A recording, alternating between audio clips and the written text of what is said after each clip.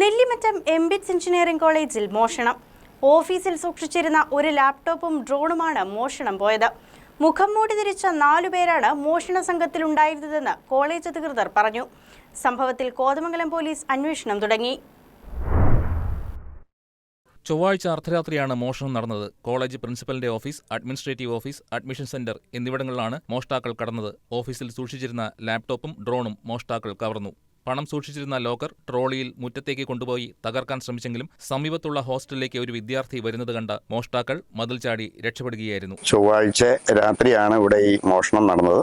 കോളേജിലെ ഹോസ്റ്റലിൽ കുറച്ച് കുട്ടികൾ മാത്രമേ എക്സാമുമായി ബന്ധപ്പെട്ടുള്ളൂ. അതോടൊപ്പം തന്നെ ഇതിന്റെ എൻട്രൻസിൽ ഒരു സെക്യൂരിറ്റിയും കോളേജ് ഹോസ്റ്റലിലെ ഒരു സെക്യൂരിറ്റിയാണുള്ളത്. വളരെ പഠിച്ച് ആണ് ഈ കള്ളൻ ഇതിനകത്ത് കയറിയിട്ടുള്ളതെന്നാണ് മനസ്സിലാക്കാൻ കഴിയുന്നത്.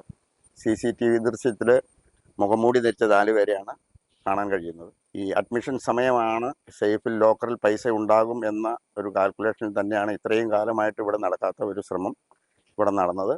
ഒരു ലാപ്ടോപ്പും ഒരു ഡ്രോണും നഷ്ടപ്പെട്ടിട്ടുണ്ട്. ലോക്കർ ഓഫീസിൽ നിന്നും ട്രോളി ഉപയോഗിച്ച് അവിടെ മതിലിൻ്റെ അരികത്ത് വരെ എത്തിച്ച് അവിടെ ഇട്ട് പൊട്ടിക്കാൻ ശ്രമിച്ചു. അതിന് കറണ്ട് കണക്ഷനൊക്കെ എടുത്ത് അത് ശ്രമിച്ചെങ്കിലും അത് പരാജയപ്പെട്ടു. അങ്ങനെ ഉപേക്ഷിക്കപ്പെട്ട നിലയിലാണ് ലോക്കർ ഇവിടെ കിടക്കുന്നത്.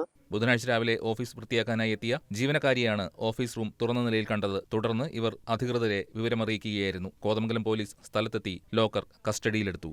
News desk KCV news.